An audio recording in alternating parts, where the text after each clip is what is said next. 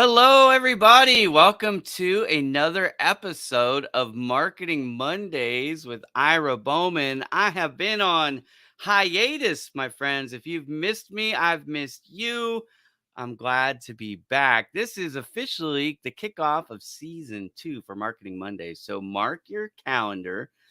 Every Monday, 11 a.m. Pacific, 2 p.m. Eastern, or time adjust for wherever you are. I think it's 8 o'clock in the evening for my friend and guest, who I'm going to introduce in just a minute, Gary. But he's coming to us from Ireland. Oh my goodness. That's a long ways away from me here in Southern California. But this is an international show and we love our guests from everywhere. If you haven't already put in the comments where you are watching from, I encourage you to do that. I'll put your face and your comment up on the screen, which is really cool. Also, just by way of I don't know, just a show note. If you have marketing questions at any time, feel free to put those in the comments too. We've already got one from Azine. We'll get that up in a minute. It's a branding question, it looks like. So we'll be happy to address those. But this is all about helping you with your marketing so that you can make increase sales and make more money and be more successful. That's the goal. Gary's done some really interesting things. We're gonna talk about today Twitter, and we're gonna talk about Forbes, and I'm gonna ask Gary about this new thing called Threads. It's gonna be a lot of fun. He's got some interesting stories, but we're gonna get to know Gary, because if you don't know Gary and you're looking to increase your visibility, that's exactly what this guy does. So we're going to talk about that in detail today. All about the Think Network, all about how to get your name out there, how to create what I call leverage tools. And Gary's going to talk about how he did it. So let's do this. Gary, for those who don't know you in my audience, let's have just like maybe 90 seconds, maybe 2 minutes of a little bit of a bio and introduction so that people can get familiar with you and hear your wonderful accent, which I love hearing you speak, brother. Thank you so much, Ira. I really appreciate being here, and it's great to talk to your audience. And I know you've got an amazing following, and I congratulate you on that. And that's because you serve with true servant leadership, and you give and you serve and you add value, and I appreciate that. So I just wanted to say that straight off the bat. Secondly, I'm from Northern Ireland. I'm 47 years of age, married 23 years. And I've got 3 children, 2 grandchildren. I'm an entrepreneur. I am the country's businessman of the year as of September 2022, and I'm a world-renowned TED coach, former organizer, and 2-time speaker. My passion in life is ensuring and supporting other ambitious individuals so they are seen, they are heard, they are credible, they are respected, they have a voice, they can scale their business, they can get new clients, they can have more impact. And the reason that I do all that is because they are values of mine for me. Because I went so many years not having the courage to step into my true self and particularly stand out online. And so those are personal values of mine, Ira. That is why I do what I do. So I am truly aligned with who I am, with what I do every day for people all over the world. I'm very fortunate to work with some really ambitious people. I work with people at different levels in their entrepreneurial journey. I also work with some big companies as well who are attracting new clients in new countries. And I'm just very driven, very ambitious. And, we're not here for long enough. And when I'm here, it's 100 miles an hour all the time. Occasionally I sleep. Brother, we have quite a few things in common and a lot of differences too, which is really interesting. But first off, I too celebrated my 23rd anniversary this year. So congratulations to you. I could tell you that if your wife is anything like my wife, that's the only reason we've made it this far, because my wife is my rock for sure. But grandkids, you have grandkids. How many grandkids do you have? Two boys, Okay. 7 and 5. I have a daughter that's 27 who blessed me with 2 boys. and we all actually live together, 7 of us. Oh, there you go. Well, you still don't have as many people in your house as me, but that's because I have a million kids, and that's just the way it is. But that's You've good. been busy. 7 people in a house. Now, a lot of people don't live with that many people in the house over here in the United States. Typically it's like 3, 4, 5 people. So when you get 7, I tell people, you know, there's been 9 of us in my house for a long time. I actually have 8 kids, but my oldest son Wow. is flown the coop and he's out, right? So Good. right now there's 9 of us and a dog. And I tell people all the time, you're never alone, which is Yeah, good yeah, and it's bad. yeah. We have a dog as well. Should have said. Yeah, there you go. You gotta have the dog, right? My dog is in the other room sleeping, I believe, just like my teenage 19-year-old boy is up there passed out still too. The Of rest of course. my family, in full disclosure, is up at grandma and grandpa's house in the Bay Area, so they're not even here. That's why it's so quiet today. Oh, But cool, cool. let's talk about this. So you mentioned a few things in your intro that I think people are really going to be interested in, and I want to start with one. You had mentioned you'd been on the TEDx stage a couple times. I have too, and I love it. In fact, my latest TEDx speech just came out a few weeks ago, and you Okay. and I met about that very thing. So Yeah, this was our gateway to getting to know each other too. So let's talk about it. TEDx is a very popular topic right now, and yeah. I want to get back to the origin in a second, but let's start here. Let's start with you do TEDx training, is that right? I, what I do it, but I do it very sparingly. Okay. Do you know Tell us what? about this. Do you know why? I'm world class at what I do, evidenced by four of the top 10 most viewed TED Talks in 2022 being my clients, right? Yeah. So That's obviously, wait, say okay. For those of you who missed that, I don't yeah, want to underscore that. That's yeah, a big, big deal. yeah. I don't think anybody else on the planet can say that. No, no, So no. that makes you the very well, you used the expression world class. I'm saying Yeah. that's elite.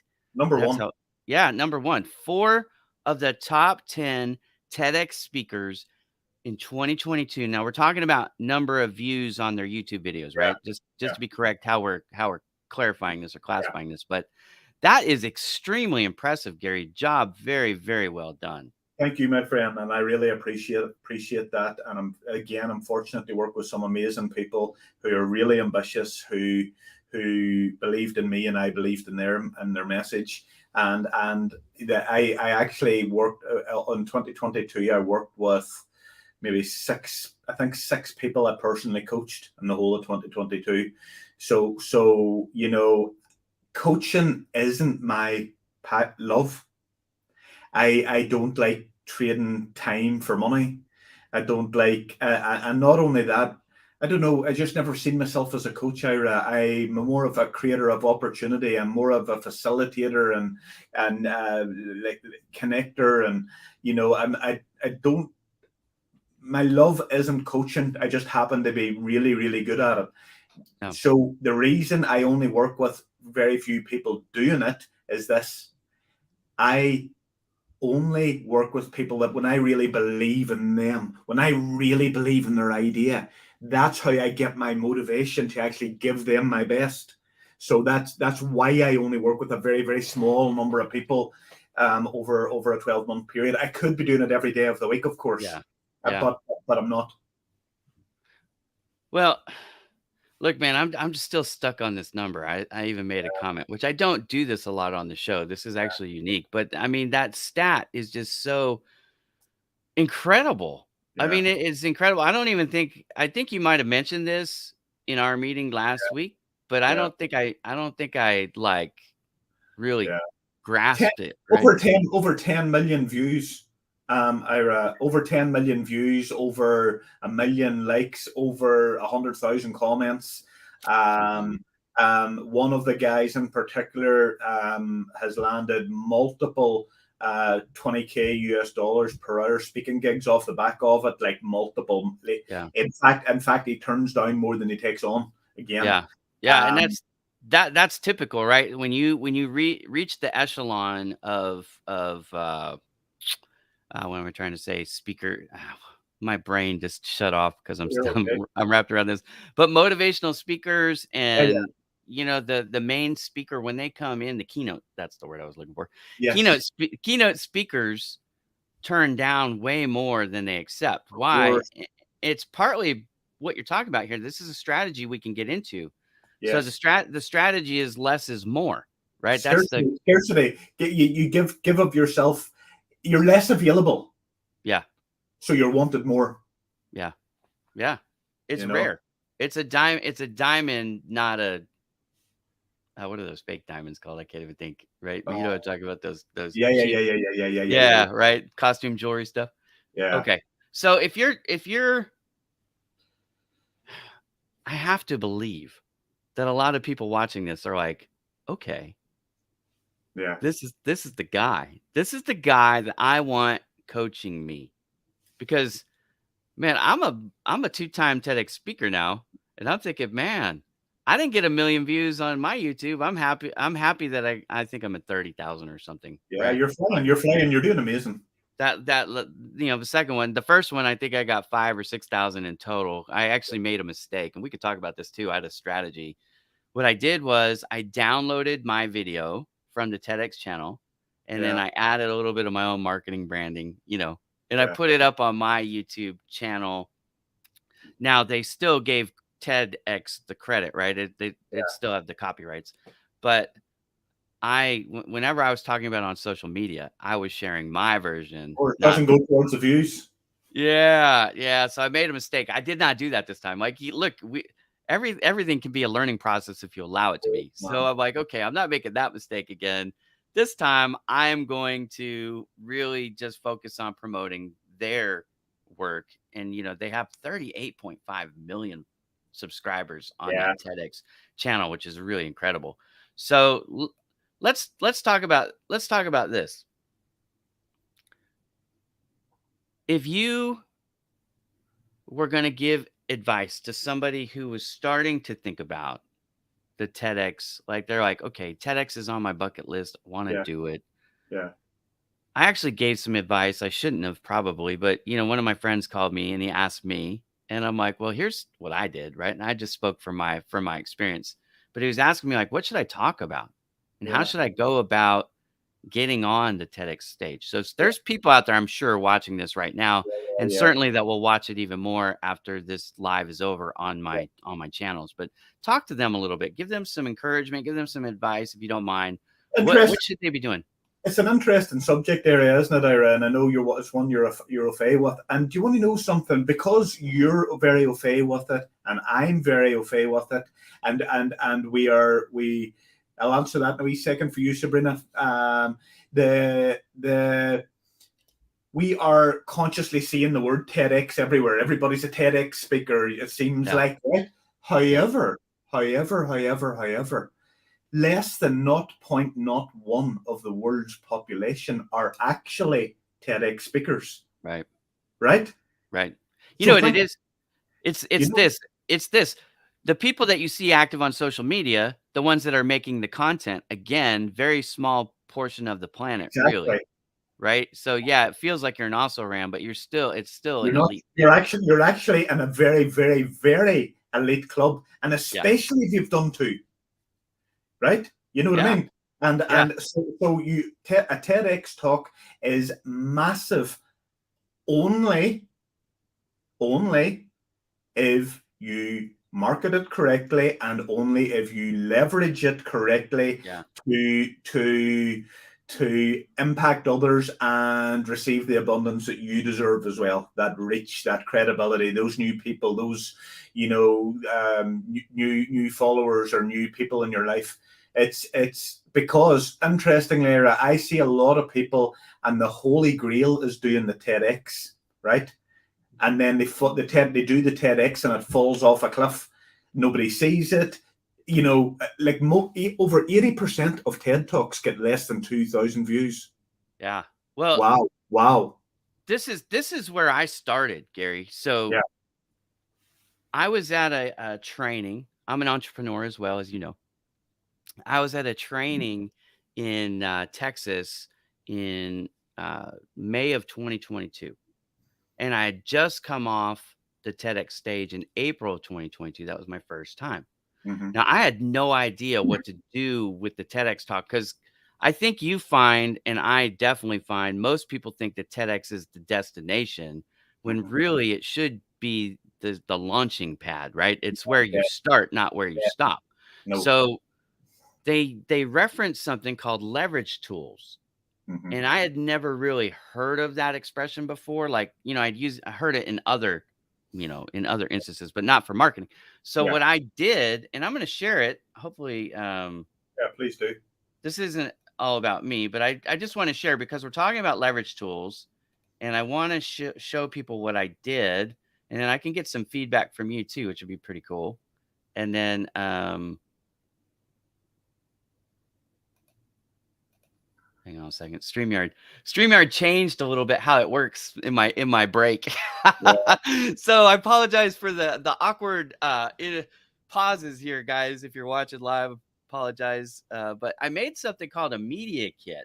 Yeah. And what I did was I featured it. So, entrepreneur, a lot of people don't know what that is. And basically what it means is I do a few things. I'm not just one. Like if you ask me what I do, am I a photographer? Yes, but I'm also a book author. Yes, I'm also a TEDx speaker. I own a marketing firm, right? So what I did with mine, I created this media kit and I put my TEDx speeches right here. So 2 times TEDx speaker.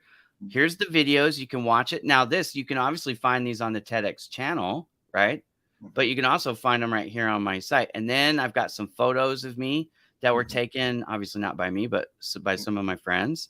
And then this was an interview, a podcast that I did right after the second one. So I I put met that. that I on. met that. I met that lady today.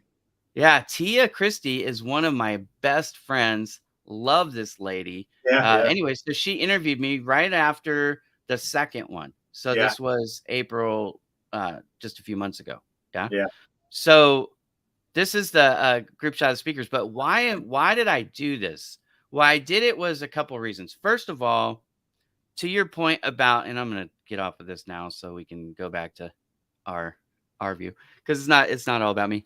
But the idea behind the media kit, what was the purpose of it? It was exactly to what you were saying. It's not the end destination.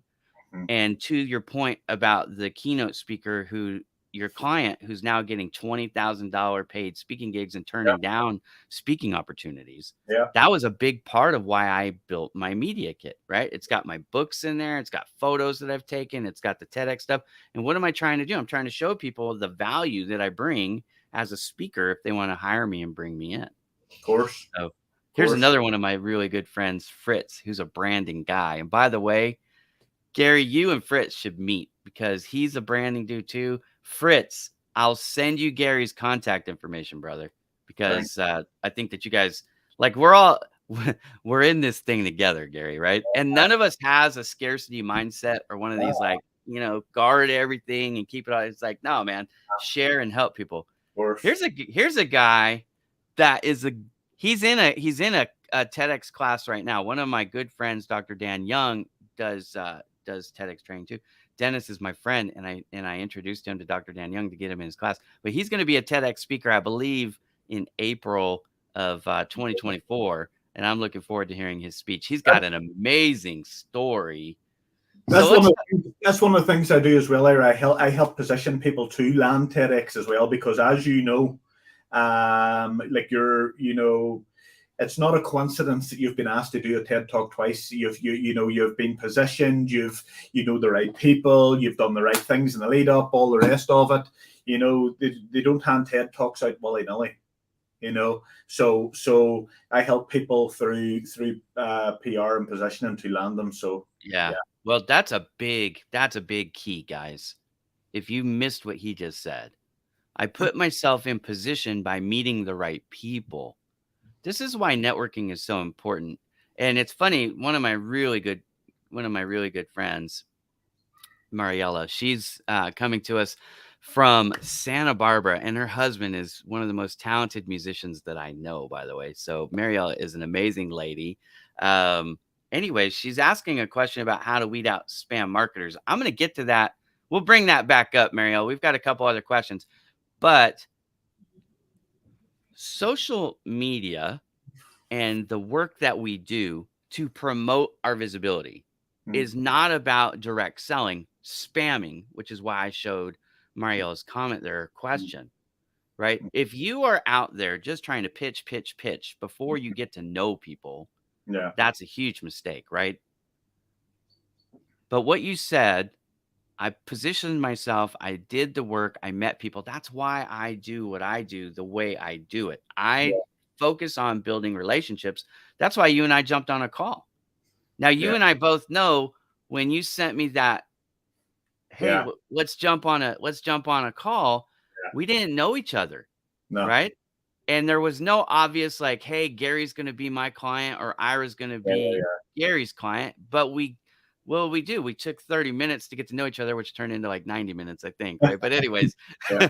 but we had a great conversation, and what happened is that I was like, "Gary, you've got this story that we'll get to in a minute from Twitter that, Yeah.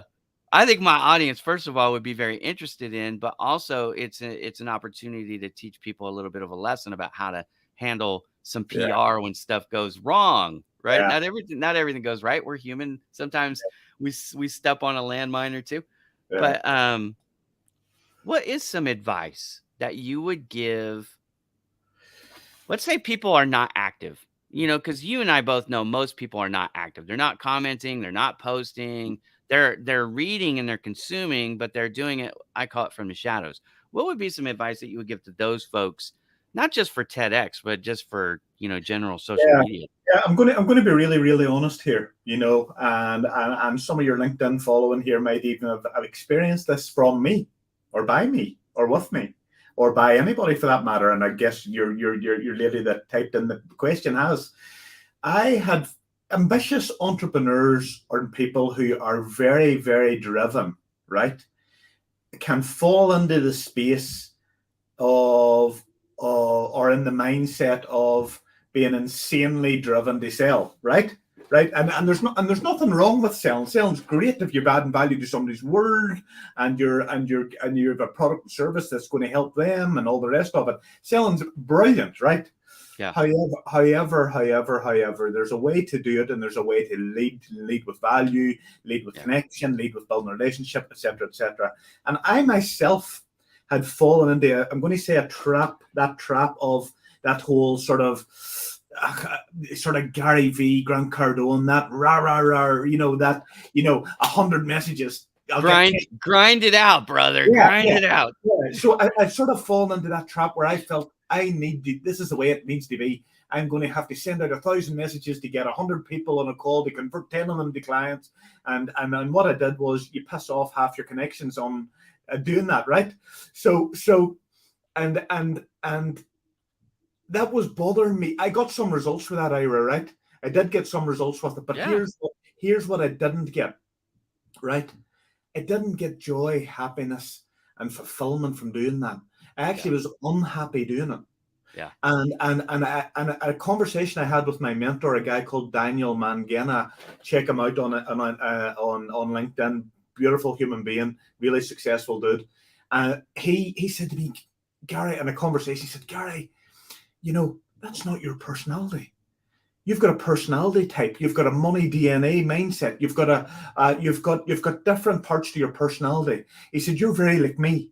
You're a people person. You're kind. You've got empathy. You've a lot of love to give the world. He said, why not lead with that? Why not lead with that in your message? Why not lead, with advice? Why not lead with wisdom? Why not lead with, sometimes free this or free that, but when you can? Why not lead with that? And you're going to attract your tribe that are drawn to you because of you. That are and honestly, Ira, I have to say this here take this opportunity because I know you've got a very big audience and it's engaged. That has changed my business.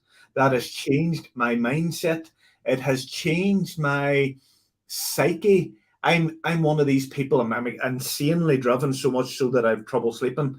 But I sort of always operated on that sort of anxious edge, but this last 2-3 months, I've been a lot more relaxed in my own skin, a lot more, life's flowing better. I'm connecting with people better.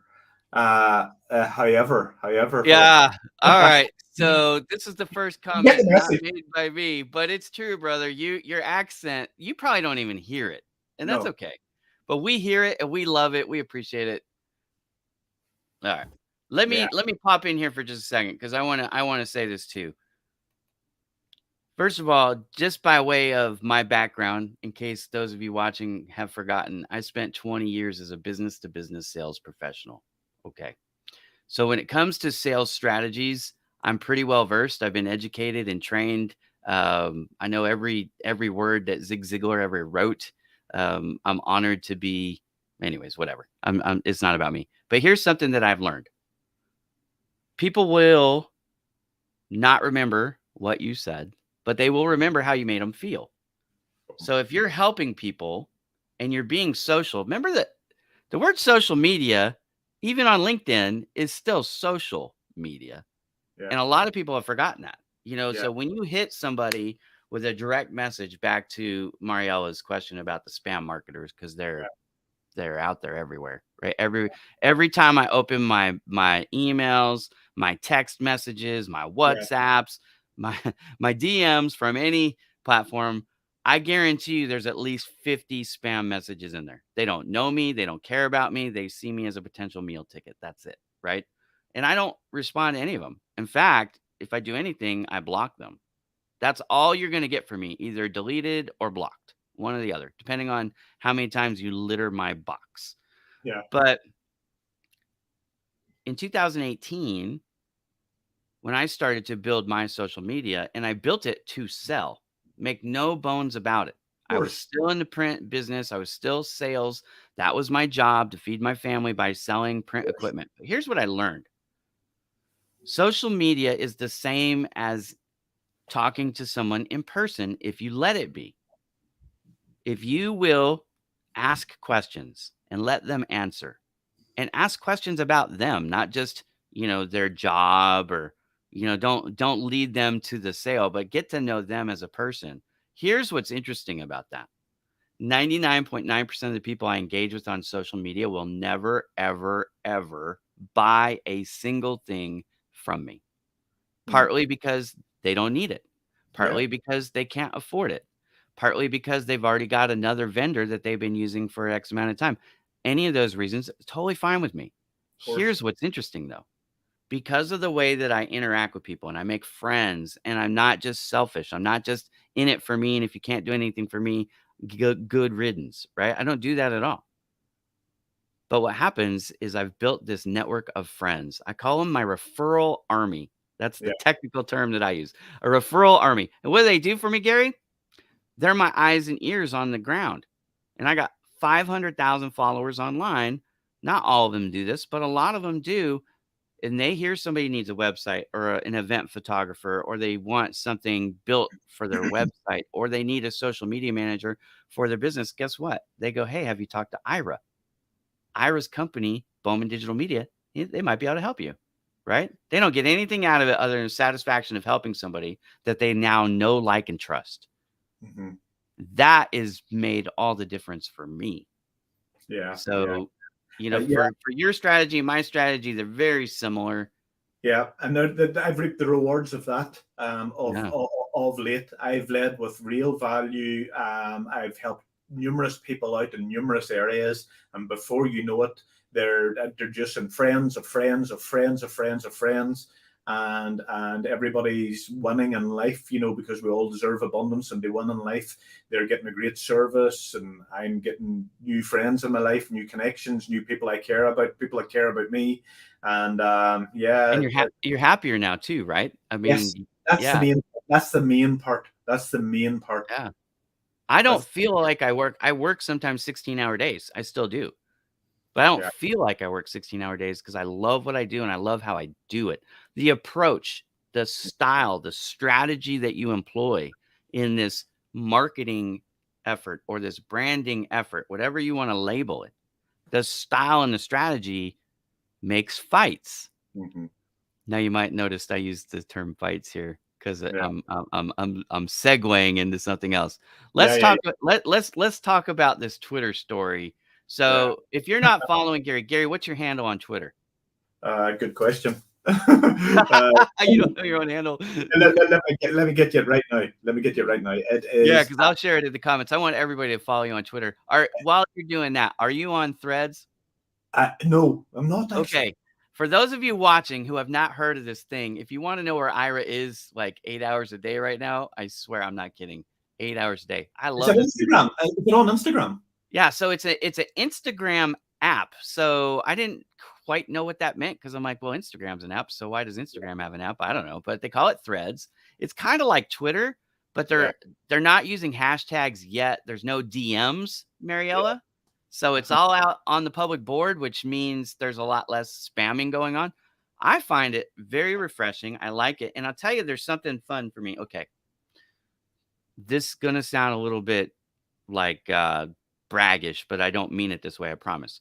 But I don't have any channels with hundreds of followers. You understand what I'm saying? I've got thousands of followers on every channel.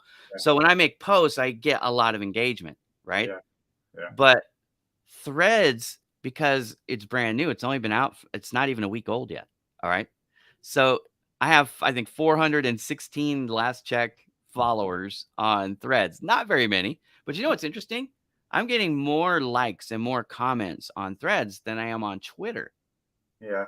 And I'm enjoying the heck out of the conversations. Like I'm getting to know people, but here's my strategy on any social media platform.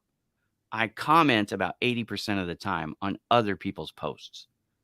So there's a takeaway action tip for you. If you're looking for some strategy that works, if you spend more time commenting on other people's posts, you're going to find that helps you make friends because they'll be like, oh, I don't know this guy. He didn't ask me for nothing. He didn't try to sell me nothing. He just like made a value added comment on a post of mine. And you know what their natural reaction is more times than not? They find one of my posts and return kind for kind, which I love. And it supports me and it helps raise my visibility. Of course. So you have your Twitter handle? Yeah, at Gary B. Doherty. Okay, so it's your whole name. So just no period. So I'm going to put that here in the comments. If you're not following Gary on Twitter, follow this guy. He's not always perfect. We're going to talk about that. I'm going to let you set up the story. You know exactly what I'm talking about. So Yeah. Well, listen. And let everybody who's watching know this two things. First of all, this lets you know that Gary, who's a professional and very good at what he does, nobody's perfect. And if you make a mistake, you can still survive and even thrive through it. So Yeah. Listen, have you all heard of Conor McGregor, the famous UFC fighter, Irish superstar, global entrepreneur, whiskey brand, blah blah blah. Anyway, I know him. Where it's a small island, lives about 4 hours from me, and I used to follow him before he was very famous. Anyway, long story short, like him or loathe him, but he's actually an amazing self-marketer, right? He's an amazing self-marketer and very, very good at his profession. Anyway, long story, very short, because you don't want to hear the whole nuts and bolts. But he has got a very, very good friend, Phyllis, who is called Artem Lobov, who was his lifelong best friend in the sporting world from Russia. Artem Lobov. He was in the UFC as well. And anyway, Artem became my friend also because he spoke at one of my motivational speaking events. We became friends. We're on WhatsApp. We talk a lot of the time. He came up to my home, went out for dinner, all the stuff that you would do. And we built a great relationship. Anyway, Artem and Conor had a big public falling out. Artem believes Conor owes him millions and millions and zillions of pounds. Conor believes he owes him £1 million. And they can't agree. So it's went to court. It's went to High Court. And it's got very bitter, very bad, and very deep. And it cuts deep with everybody, right? Yeah. Money and business can do that to Yeah. What I should have said to start with was I'm a massive I'm a massive Conor McGregor fan. Yeah. Right. And you So told me this when you were telling me the story before, that that's how it started, right? Like, yeah, you're a that's how fan. it started. Yeah, yeah. Yeah. So Artem and Connor fell out, and I I made the mistake and error of judgment of publicly supporting Artem in a tweet that was indirectly about that. The truth be told, disclaimer. But it wasn't at Connor's expense. I just felt that Artem was on his own. He was the B side of the argument, let's say. He's from Russia. He's living in Ireland. He's bound to feel isolated. The whole world's hating on him because your man's got millions and zillions of followers. And I thought, I'd be a nice guy. That's my friend. I'm going to say, hey, Artem, big shout out to you, Artem. Keep going. You're the man, type of thing, right? So that was my mistake, putting that out publicly and thinking Mr. McGregor wouldn't see it. Right. Because he is definitely on social media. Yeah. Yeah. So he sees the tweet and blocks me on Twitter, and then goes ahead across to Instagram where this wasn't even on, but makes sure that I'm not seeing him there either. And He was mad, brother. He was oh, mad. he was really mad, and he went Yeah. across there and blocked me there. And then I'm starting to get DMs from accounts that anyway, doesn't matter. Yeah. So long story short, I suppose somebody that's very acutely aware of their personal brand, very acutely aware of being visible, very acutely aware of the perception that what you give out in social media and the perception of others. I still went ahead and put out that tweet, and it went very wrong for me in that that's a guy I followed and a fan of, and now. But guess what? Guess why I didn't take it personally? Because he doesn't know me personally. It's not personal. 100%. It's not really personal. The perception is it's personal, but in reality, it's actually not personal. He doesn't know me well enough. That's me. He doesn't know me. This is the one I want you guys to do this right here, okay? See this follow button? I want you to smash it. Boom. Just like that. Thank you. And I'll tell you something. I can't even follow back. Do you know why? I've followed too many people back and Elon Musk has stopped me following people back. So yeah. So here's what happens with that, guys. If you're not familiar with Twitter, what they do is they have a cap. The first cap is 5,000. So you can follow anybody you want up to 5,000, but to get more, you got to get people to follow you back. And then as your followers grow, then they jump up, and I believe it's in intervals of 2,500. Don't quote me on that, but I believe. Did you know it was the same on Instagram? Yes. Yeah, Instagram, I believe their cap is 7,500, but yeah, I didn't know that. Yeah. So I realized that about a week ago. I follow about 7,996 or 7,496. Yeah. So Well, my Instagram following it's actually been shrinking a little bit. I'm down to 145. It happens. I think there's bots out there that follow me, and Instagram goes and cleans them out and stuff. But but if you're on Instagram and you want me to follow you, all you got to do is send me your Instagram handle and I'll follow you. I'm talking to the audience now, Gary. I think we already follow each other, but yeah, if you're watching this and you have an Instagram account and I am not following you, just send me a message with the link and I'll follow you today. I love seeing and supporting my friends. I have so many followers on Instagram that I don't know, and I appreciate every single person who follows me and supports me, but I definitely want to support my friends. So if you got an account out there, and if you're not following Gary on Instagram, hang on, because I will pull that up in just a moment. We're going to get you guys connected with Gary because he is worth connecting. All right. Now I want to tie up this story about Conor McGregor and Twitter and the mishaps all together, because it's as interesting of a story that is. And I'm a UFC fan. I love taking photos of the UFC. I love watching UFC. I love listening to the interviews, all that stuff. So I'm a UFC junkie. But the story is interesting all by itself, but it's not really the reason why I asked you. So here's the reason why I asked you, because there's a lesson learned here, right? Yeah. So if you could give people, let's say, 3 tips on what you learned and what you would do different if you could go back. I mean, we can't do that, but let's say you could go back right before you hit that tweet button, before you thought that was a good idea, Yeah. and what would you do different, and what is the takeaways? I'll tell you something that I try to avoid on social media, but I find it difficult because of the personality type that I am. I'm quite an emotional person, right, Ira? Like, don't get me wrong, I'm not manic. I'm not running around crying, laughing, and or whatever. But I wear my heart in my sleeve type of person, right? And what I would say to anybody is have a pause if you're feeling emotional about a subject matter, about a person, about a brand, about a product, about anything really, before you press that button and post something. Because not normally, but quite often, let's say, if you're acting on emotion or reacting on emotion, as sometimes as the case may be, it may not be what you would post if you just gave a pause, went for a walk, had a cup of tea, went to the fridge, went to the toilet, do whatever it is. It may not just be what you would post. And also, do you know what I've also learned as well? Do you see, if I have to think, is this right or wrong to post? It's normally wrong. Oh, I love that.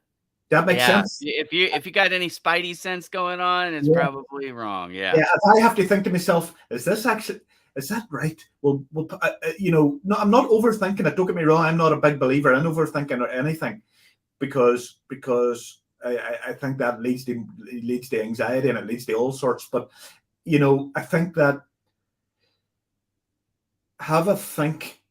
If you're having to think if something's right or wrong, it highly likely is wrong. Highly likely, your intuition, something is telling you it's wrong, and also even just from a branding and a positioning and a perception and a professionalism point of view, something very basic, by the way.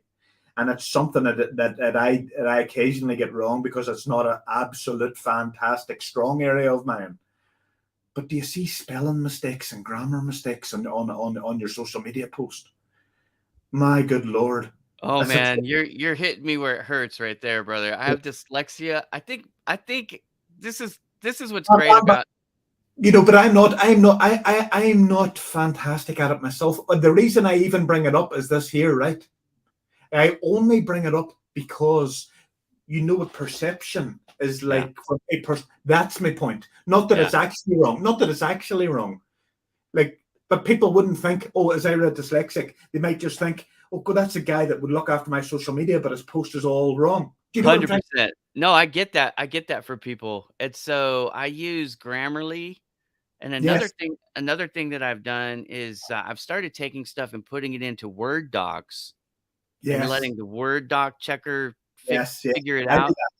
Yeah, and then some of my friends, in fact, some of them on the show, Mariella and Sabrina, they kinda, like, are my guardian angels in the backgrounds a lot of times. They'll go, "Hey, Ira," and I'll get a direct message. They Yeah, won't that's good. embarrass. That's good. They care Yeah, they because don't embarrass me publicly. they care.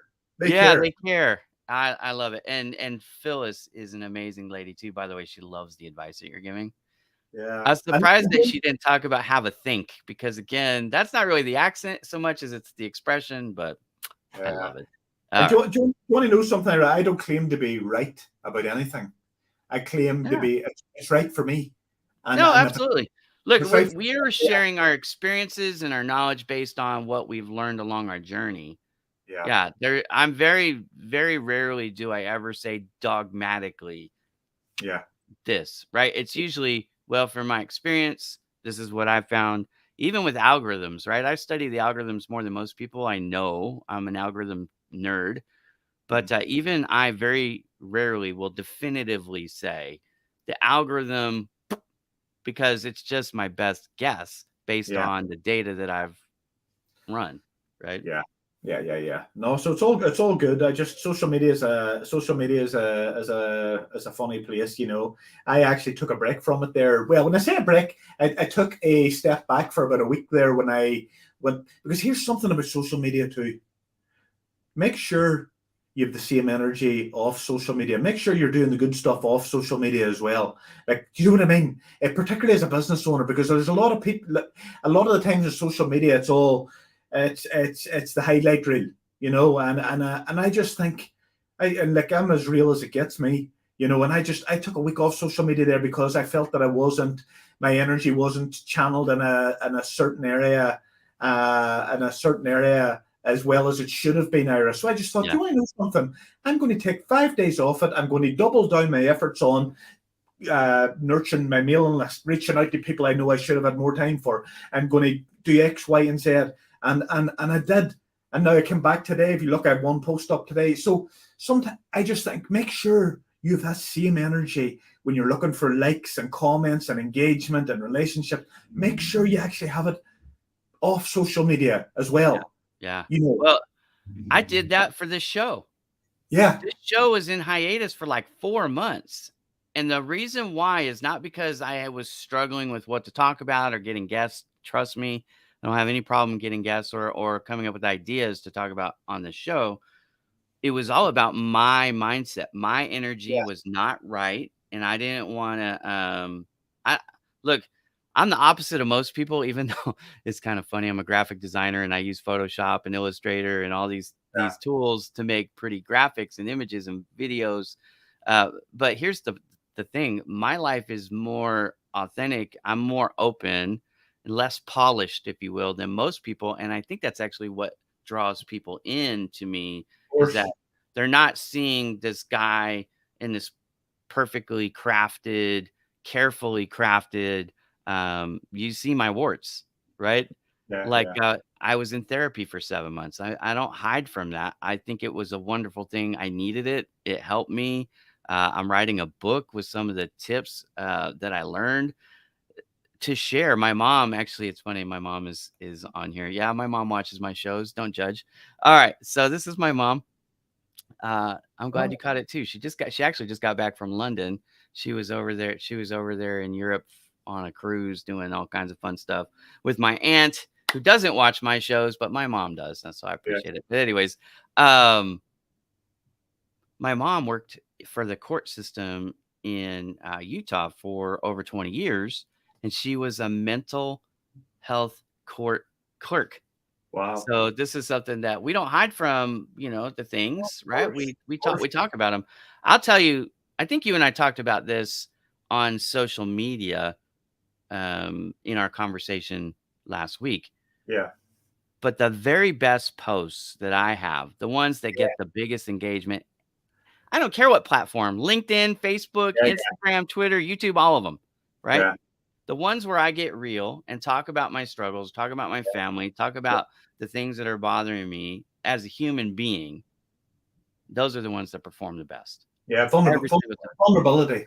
Yeah. Yeah, yeah, yeah. The overused word is authentic. Like, oh my Yeah. gosh, can we stop talking about authentic and pivot? Like, let's just Uh, remove those from the cat from our vocabulary, please, for at least yeah. for a while. Let's at least hit the pause button on those. But I find that to be true. I think you said the same thing, right? Yeah, yeah, for sure, for sure. It's interesting. It's very, very interesting. And people like to know about people.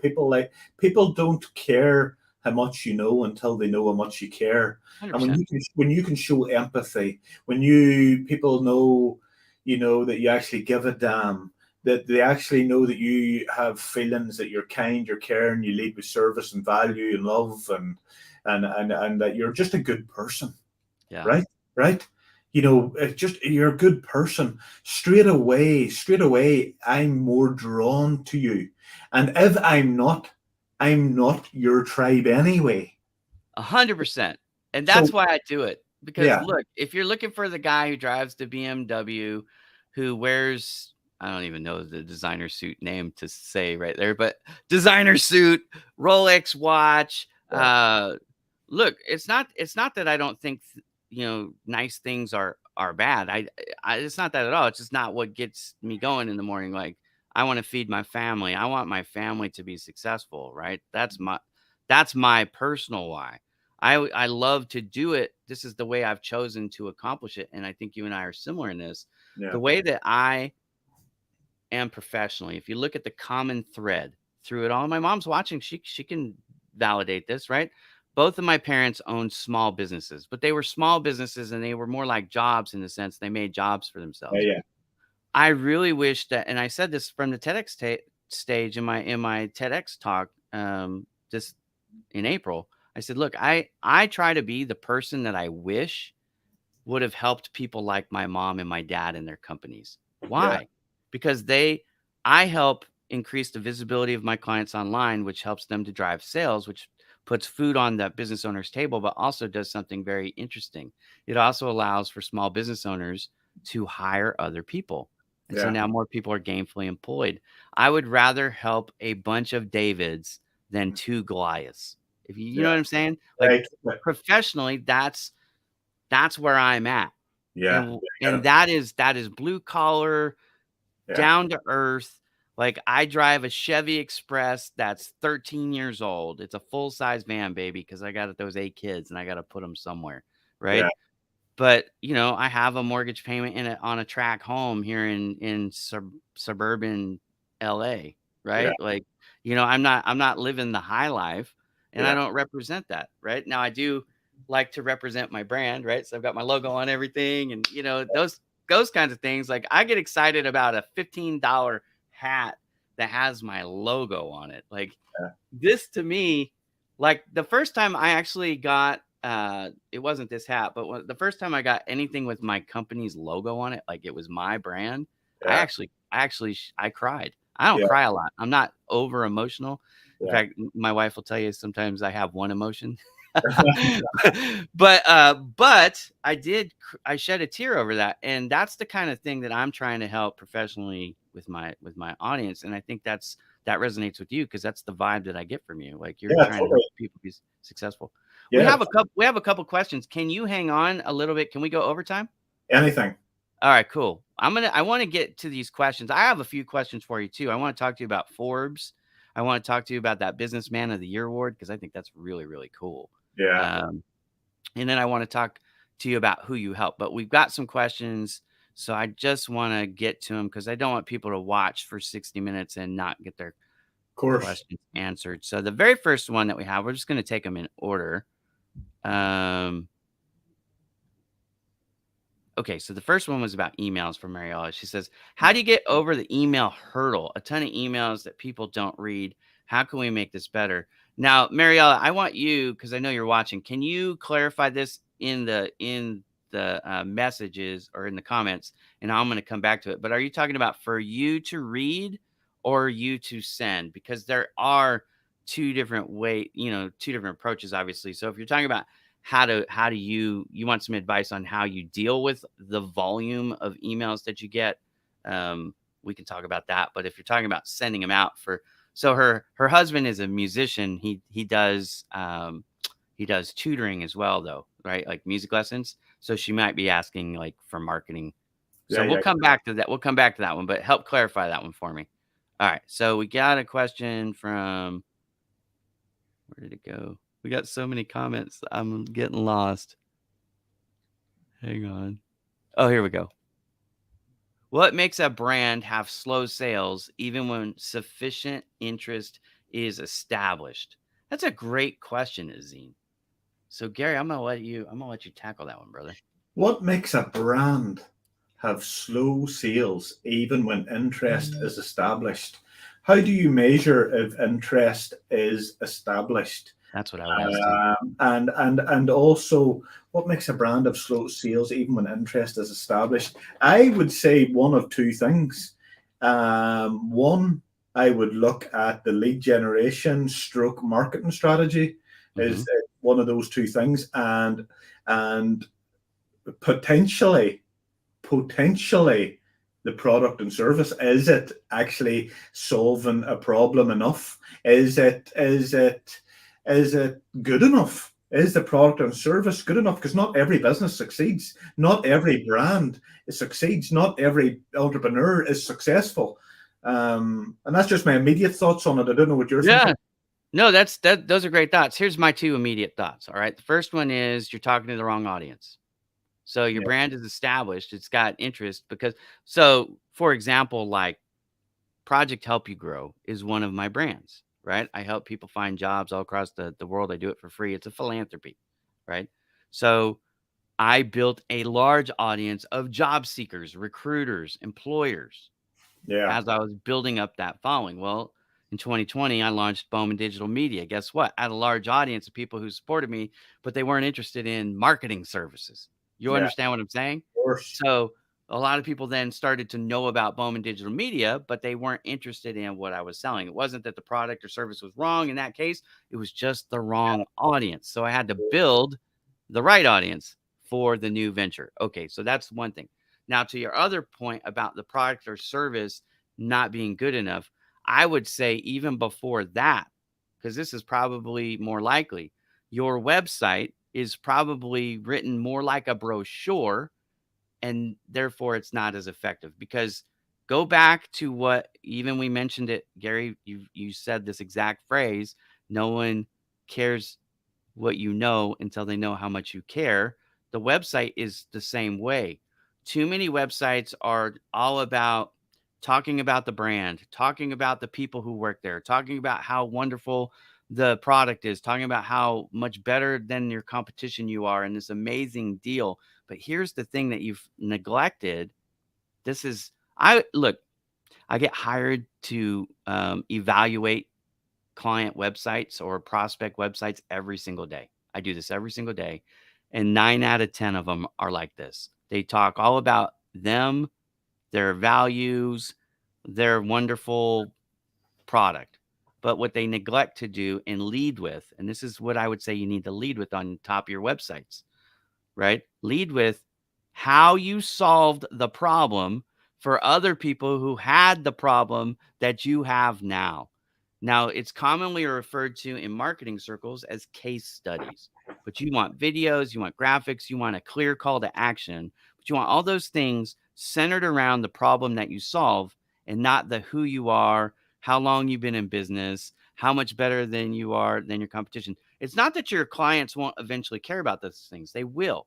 But the very first thing that you need to address, especially if you have sufficient interest, right? If you're getting eyeballs, but you're not getting orders, it's likely because your message is off. So it's either the message itself is crafted incorrectly or the audience that you sent the message to is off.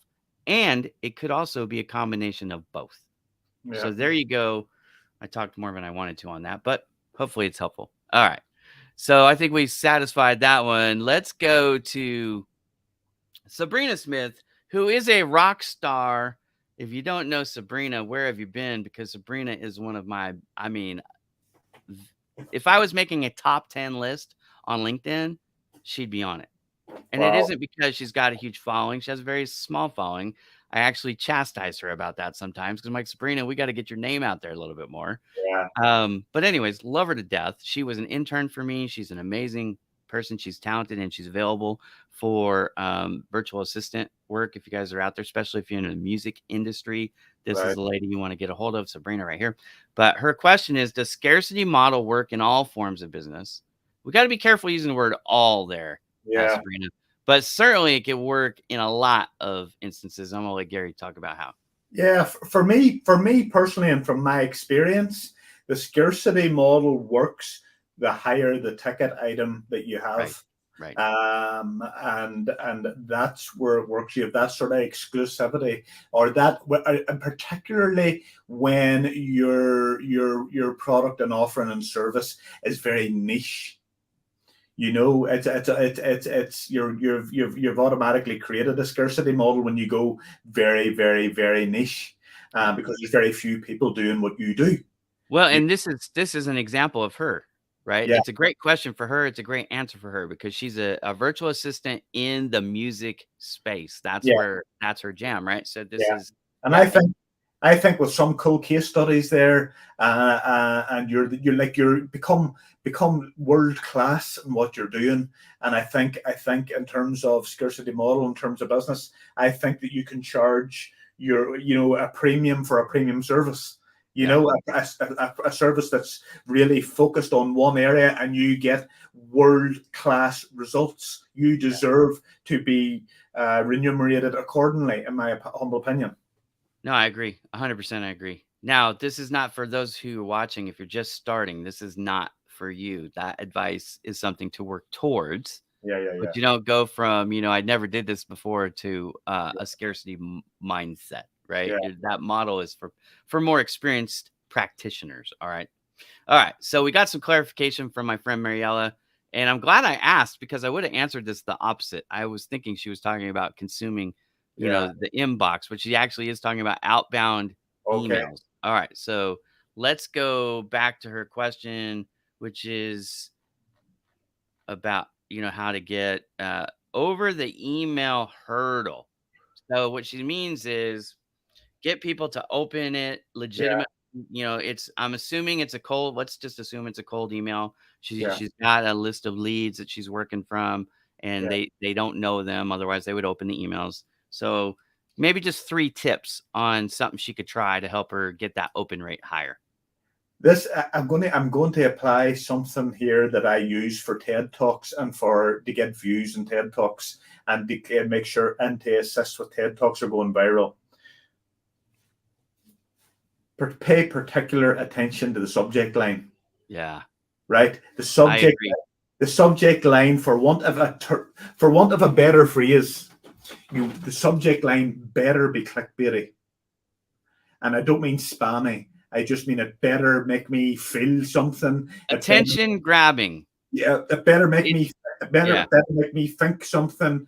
It better make me want to click. Why do I need to read this today? You yeah. know, so I would do some work or research around top performing subject line examples, and then obviously try and replicate them in what your genre is. But that's my initial feeling and thought about that. I'm not an expert in that. No, that's okay. That's great advice. It's the same advice I would give, and I would say it like this. It's the same strategy, Mariella, that I teach for social media posts. That first line better Yeah, hit, because yeah. if the first line doesn't hit, then you're Go on. probably not going to get high engagement, right? It's the same Yeah, with emails. Here's the other thing that I've found. So just some tips from Ira. Try yeah. not to add attachments because a lot of spam blockers will kick in, the filters will kick Okay. in. You're not on their safe list yet, right? You haven't been whitelisted is the term Right. in Okay. marketing. So no no attachments, don't put inline graphics, none of that. Leave it text only. And then here's the other thing that I find is very helpful. Try to keep it short and no pitch. None. Mm-hmm. So if you can just give I think Gary used the word educate earlier when you're Yeah. talking about posts and how you're using Yeah. social media. Well, email campaigns the same thing. So Right. if Okay. you're working off a cold list and you have a great subject line that's attention grabbing, if you have no attachments at all, you have no graphics in it, so you're not getting weeded out by spam filters, then you have an educational or informative. Again, remember what I said about websites. They've got a problem and you've solved it. So talk about the problem, talk about how you can resolve it in an educational way, right? Like 3 Yeah. paragraphs or less. Yeah. Then the last what was I going to say? Oh my gosh. I just had something in it and I lost it. Oh my gosh. Okay. I might Was come it, back to that. was it a call to action? Was it what was Yeah, yeah. But the big thing that I do in mine, I add hyperlinks to either the landing page, which again is all about that. So they go from the email, that's a cold email, and then they go to not the homepage. I don't want them to have to fish to find what it is I was talking about. So for example, on one of the things I was talking about my TED Talk, right? Mhm. So Yeah. I hyperlinked instead of hyperlinking to my website, I actually hyperlinked to my video, which is partly why I've got the views that I've got, right? Because I did an email outbound campaign. If you do that repetitively, like 4 or 5 times, you can start to add more stuff in because you'll get whitelisted to that list, right? You're gonna get some people that are gonna say, "Hey, unsubscribe," and all that stuff the first time through, even the second time through. But if you're sending them tips on a regular basis, you can turn a cold list into a warm list pretty fast. Ira, can I ask you a question just on Yeah. that? Yeah, for sure. How often is too often to be emailing an email list? Is it once a week, 3 times a week, once a fort? What is it? Well, here's the deal. If you really want to get into the email marketing game, like really get into it, you have to understand the psychographics and the demographics of your audience, Right. Okay. because that changes based on how old they are.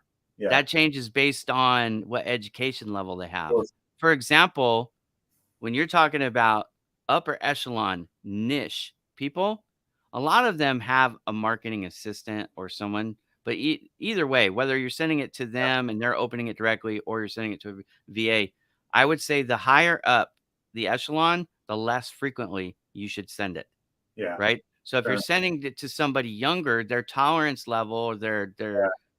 their wearability, if you will, is stronger. So you could send one a couple times a week. That's as much as I would do it. I would not send it out daily, not No. unless they subscribe to a daily list. Then Yeah. fine. But you're Yeah. talking about a cold list.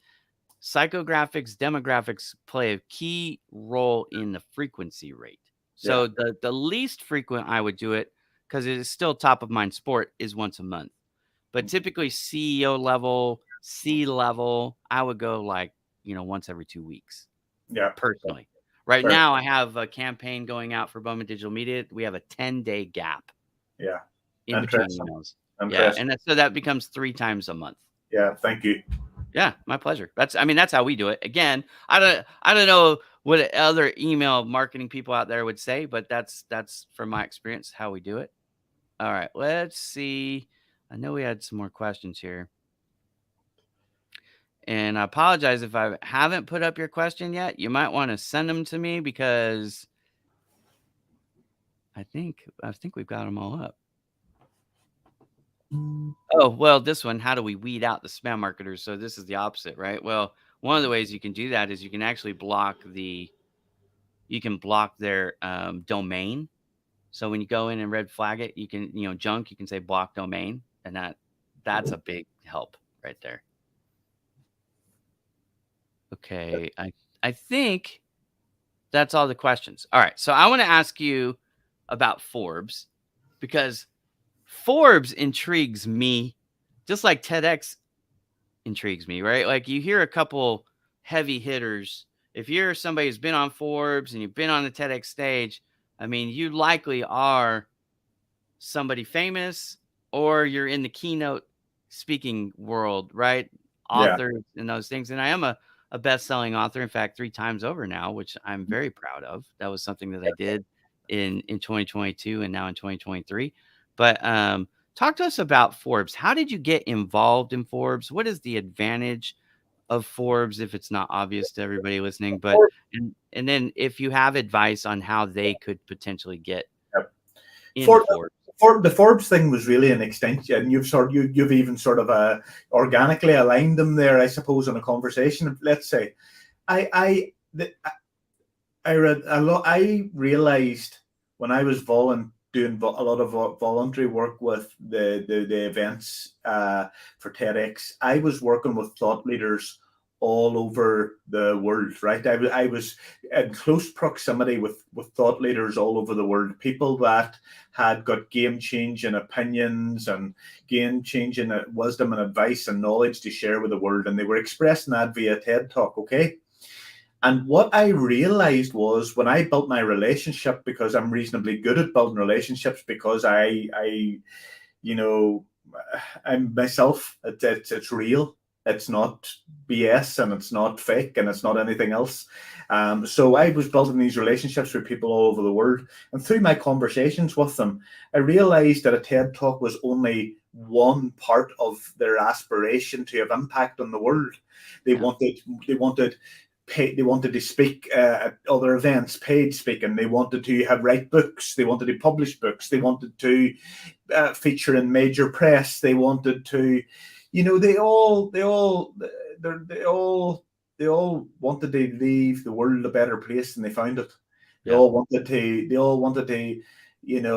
have abundance in their life, and for other people to have abundance. They wanted other people to win as much as they were winning. They wanted, So there was a lot of values and a lot of characteristics that I could really relate to and really, really, really lean into. And I figured out the way to solve their problem, to provide the solution to their problem. They hadn't a clue how to get into Forbes. Most people don't, and still don't. And even if you knew how I did it, you probably still wouldn't do it, because it takes a lot of resilience and a lot of hard work and a lot of creativity and being very dynamic to make these things happen. And you might hear the word no a couple times, right? Yeah. Oh, yeah. Just about 10 times a day. Yeah. And the average, most people aren't really cut out for that. They don't want that botheration in their life. And even if they do, and even if they are cut out for it, they have enough of that in their own world, in their own industry or their own genre or their own niche. They don't really want it over here too. So and one of the quickest ways to grow anything in life is by collaboration. It is by using other people's skills and audiences and knowledge and know-how and so on and so forth. So I get employed to do that, of course, right? So, and how I immediately had credibility and immediately had access was because of the TEDx stuff, that I had built a portfolio of work. Yeah. So I touch base with an editor or a senior journalist or a facilitator at any of these big publications. When they give a quick check out of me, it's like, oh, he's got some credibility there. Of course, we'll feature that TED speaker. Of course, we'll talk to you. And here's my personal email. Drop me a line. There's my WhatsApp.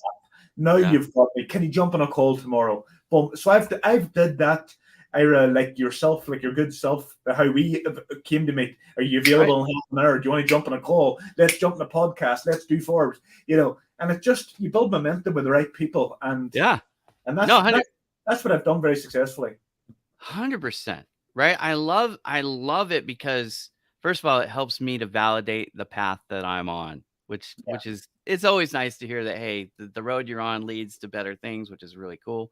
But I'm enjoying the journey. And this is the thing, like, as we start to wrap this up, I want people to not be in such a hurry to get to the end of the road, but take a little time to, sip the coffee, unplug. Like, you just took a week off of social media to help recenter yourself and, enjoy it, because this journey is about, for me at least, it's more about the people that I'm meeting and the people that I get to help. And, the support that I receive along the way now is very different than when I started. When I first started, I had a lot of people, they weren't sure about this Ira guy. Like, is he legit? Is he just trying to hook us and then bait and switch us, right? Like that whole thing, like waiting for the shoe to drop. Well, now I've been doing this for over 5 years, and people have a really good idea of who I am and what motivates me. And they've seen enough, time and distance has passed, water under the bridge, if you will, that they know, that I'm not a shark in the water, that I'm actually trying to help people out. So I want everyone to jump on Twitter. Wait, we already did Twitter. Instagram. Come on, baby. He needs more followers. Look, 62.1 thousand followers. It's not bad. But Gary, we can get you over 100,000. Let's do it, brother. Yes, let's go, brother. Now, look, I'm already following him. I'm not going to unfollow him to smash this button twice, but I want you guys to smash it for me. Help me get this guy up over 100,000. Let's do it. We can do it. There's enough of us watching. We can do this thing. So let's get him. It's Gary B. Doherty official, and he's got this nice little blue check mark. I don't even have that, but hey, that's cool. So anyways, smash this button for me right there and let him know that I sent you, because then he'll know that his time coming on the show wasn't a waste. Look, man, I've got other questions for you, but I think I'm going to park it for now because we're 15 minutes past the hour, and I want to be respectful of your time. But I also want to say this. This was so interesting, and there was so much good advice from it. First of all, if you watched it and you weren't really paying attention, rewind the videotape, watch it again, but do us a favor, share this thing out there on social media for us. Share us. Let's spread the word for Gary. He has got a lot of good information that I think the world would take if they would take them a moment to listen and apply what he's saying here. It'll help just about everybody. All right. So, Gary, thank you for being my first guest on season 2 of Marketing Mondays. If they want to find you, we've given them your Twitter, we've given them your Instagram. Hopefully, they see you on LinkedIn already because I tagged you in this post. Is there anywhere else on social media that you want them to find you? Not really. That's it. That'll work. Yeah. That works. We're everywhere, but that's the main ones. Yeah. And again, what Gary does to help people more than anything, it's similar to what I do for businesses. He's helping to increase your visibility to raise your leverage position. Not that the TEDx stage is the end game. That's just the beginning. Yeah. What you do with it from there, Gary can help get you into Forbes and all keynote speakers. He's talking about some of his clients and the things that he's done. But again, I want to go back in case you didn't watch from the beginning, y'all, and I want you to rewind and watch. But I want to share something. It's just so incredible. Look, I don't fanboy much, but this is spectacular. I'm just trying to find the comment now. Oh my gosh. Where is it? Hang on. Oh, here we go. I got it. All right. I should get a producer for this show. Gary coached 4 of the top 10 viewed TEDx speakers by views on YouTube in 2022. Nobody else can say that. Nope. Nobody else on the planet can say that. You're talking to somebody. We're talking to somebody today that's elite at what he does. If you need help with your personal branding, I recommend you get a hold of Gary and talk to him. See what he can do for you. See if it's a good fit. If it isn't, he might give you a recommendation on somebody else. But I promise you, if you talk to Gary, you will get more out of it likely than you will give. And that's a good thing because Gary's a great guy. All right, my friend. Well, we're going to hit the escape button, but thank you so much for joining. I hope you got a lot out of it. If you're missing this show or you want to see it again, you can't find it live, you can always find it on my website, bowmandigitalmedia.com, under the Marketing Mondays tab. It'll be right there. Gary, thank you, brother. Thank you. Love to all. Take care. All right, everybody. We'll see y'all later. Have a great, great rest of your week, everybody.